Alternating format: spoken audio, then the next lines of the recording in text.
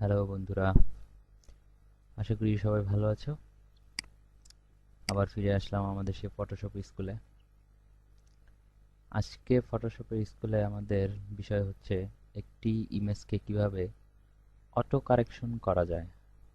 মূল কথা, auto colour effect. আমরা হয়তো জানি ফটোশপ দিয়ে ফটোর কাজটাই বেশি করা হয়, ফটোকে কালার করা, ফটো ময়েশ্চারিং, ফটো এডিটিং, এভরিথিং। তো আজকে দেখবো কিভাবে অটোমেটিক্যালি একটা ফটোর উপরে কারেকশন হয়। একটা ফটো ওপেন করি, লাইক দিস ওয়ান। এটা আমার এক বন্ধুর ফটো। আমরা একটা প্রোগ্রামে ছিলাম, তখন ওঠানো হয়েছিল ডিএসএলআর দিয়ে।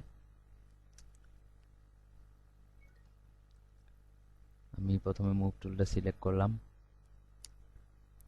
এখানে একটা লেয়ারই নিয়ে আছে, লেয়ারটা ফিক্সড লক হয়ে আছে, যেহেতু আমাদের র ইমেজ তাই এটা লক দেখাচ্ছে। তো আমরা এটার উপরে কিছু অটো ইফেক্ট দিব, জাস্ট অটো, ম্যানুয়ালি না, যেগুলো আমরা ভবিষ্যতে আস্তে আস্তে ম্যানুয়ালি করব।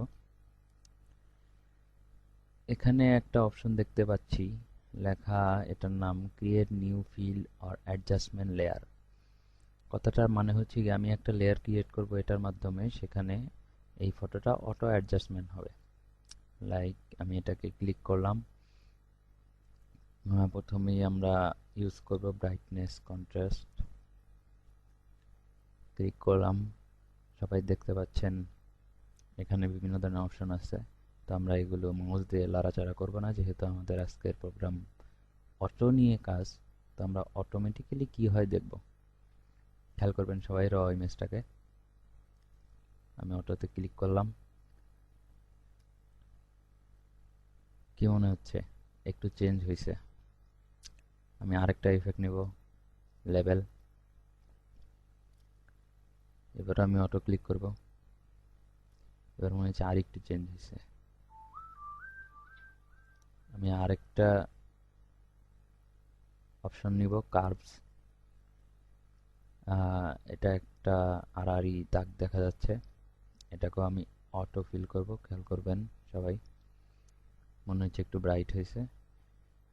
এ হচ্ছে গিয়া আমাদের অটো অপশনগুলো। এই যে এই তিনটা অপশন আমরা অটোমেটিক্যালি করলে ইমেজটা একটু পরিবর্তন লক্ষ্য করি। দেখুন কি কি পরিবর্তন হয়েছে। আগে এটা হচ্ছে গিয়া, খেয়াল করুন, এটা হচ্ছে গিয়া আমাদের র ইমেজ। র ইমেজের কালারটা এমন ছিল।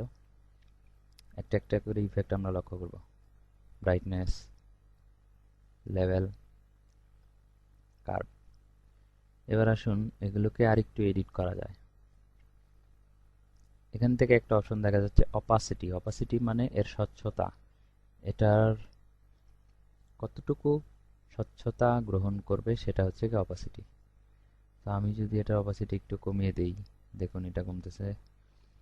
যখন অপাসিটি কমাচ্ছি ডার্ক হয়ে যাচ্ছে, তার মানে এটা 100% থাকাই ভালো।